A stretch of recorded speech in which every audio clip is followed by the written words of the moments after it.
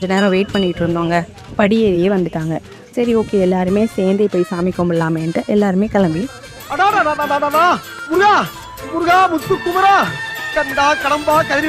அப்படி நாங்கள் முருகரை பார்த்து சாமி கும்பிட்டுட்டு வெளியில் வந்துட்டோம். வெளியில் துப்பக்குளம்லாம் இருந்துச்சுங்க. அங்கே போய் ஃபோட்டோஸ் அப்புறம் அவங்கெல்லாம் நல்லா வியூஸ் எல்லாம் பார்த்துட்டு அப்படியே நாங்கள் சாப்பிட கிளம்பிட்டோம்.